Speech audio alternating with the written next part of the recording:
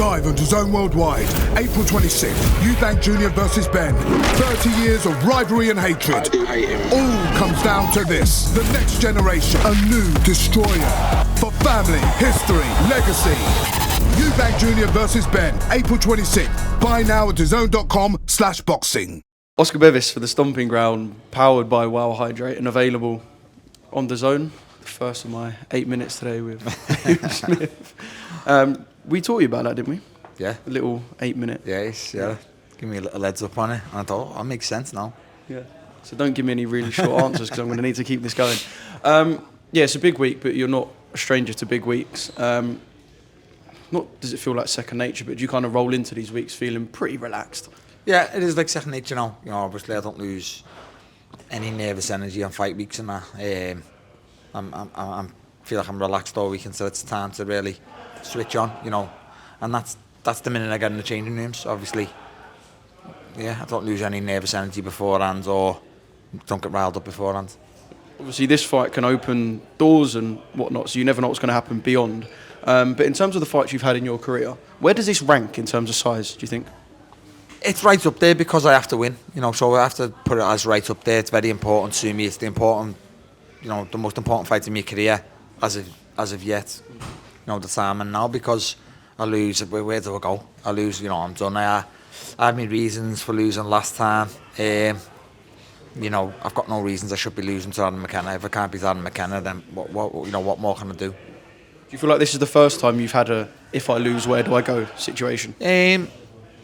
No, you know, I feel like it's quite an overused term. Like a lot of the times there'll be fighters even at the elite level saying, "Well, if I lose, where do I go?" But yeah, it is, because obviously there's always ways back in boxing, and stars make fights, and you know, because I lose to him, he might beat him, but I'll beat him and he'll lose to him. Do you know what I mean? It doesn't. Stars make fights, and you know, it's not always that way. But I remember kind of saying the same thing about Anthony Fowler. You know, when I was fighting Fowler and even Vargas, like I was like, you know, if I lose to them, they're gonna move, kick on, and what am I gonna have to rebuild at 36? It's a long road back if I lose. So, you know, like I said before, I could retire 5 years ago and been happy with what I've done in boxing. So, I'm not gonna be hanging around to rebuild. If that makes sense.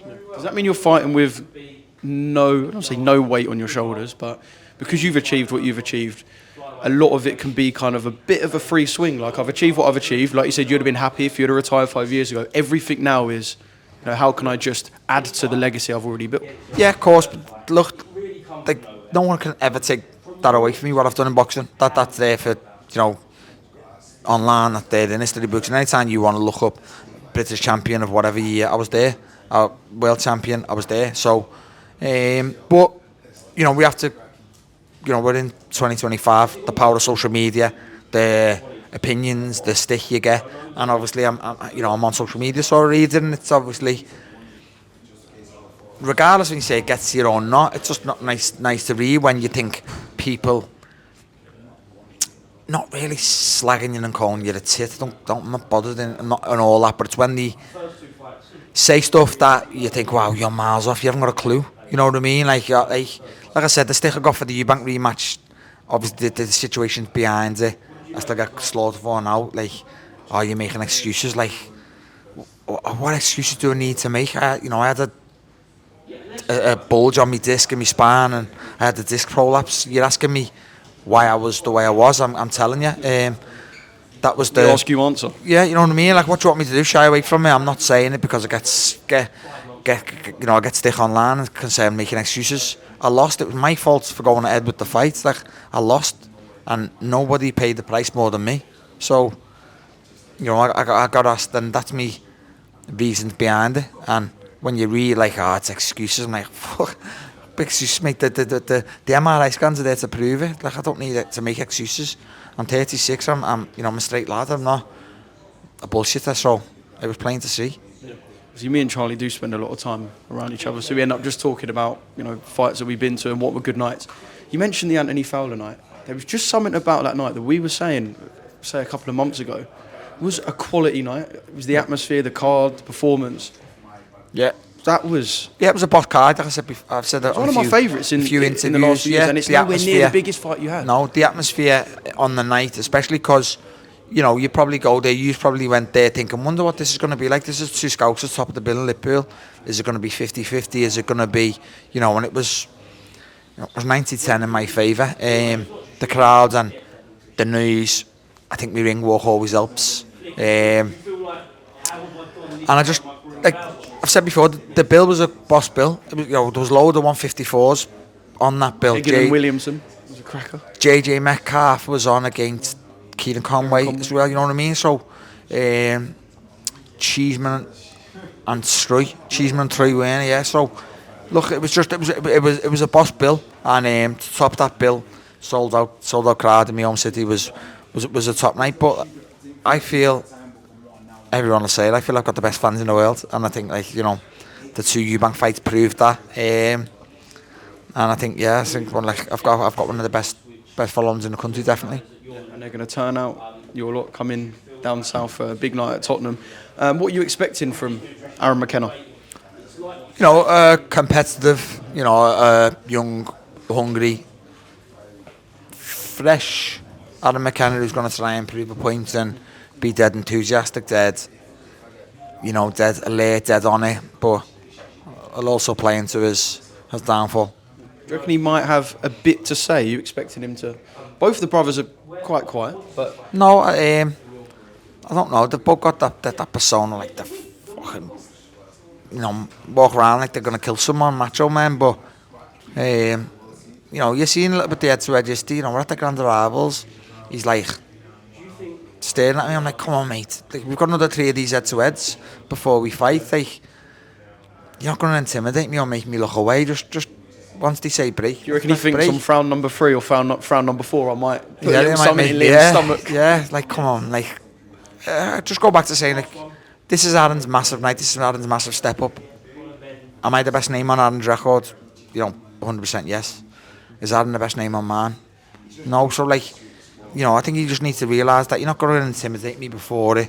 I know you're going to be bang up for the fight, you know, you're a game fighter, I'm not going to say, but I also do think he's shown a little bit of his naiveness and a little bit of his nerves already. Yeah. Bit of a ridiculous question for me to ask, but, you know, as I do, I'm still going to ask it. You've got a job to do, but do you have an eye on the winner of this fight? No, because, one, I know they've got a rematch clause. You're expecting them to have 2 fights? Yeah, because I can't see it being financially beneficial to them. I can't see it being the fight I predict. I don't think it's going to be a blowout, so I don't think it's going to be like a demolition job where they don't have the rematch. And another selfish reason, no, because it gives anyone, you know, I start sitting here saying I want blah blah name, I want Chris next. It's like, it's so simple for them to say, he hasn't boxed for 18 months. So once I win and once I'm in the ring, me interview with yourself after it, it'll be a different story. But I need to just win, announce I'm back, and then I'll be a little bit more vocal. Yeah. Can you get excited about the main event? You're a boxing man, but you've got a job to do. I suppose you're hoping that by the time I don't really want to play the fight down, but I don't think it's going to be a great fight. I think it might turn into a good fight towards the end.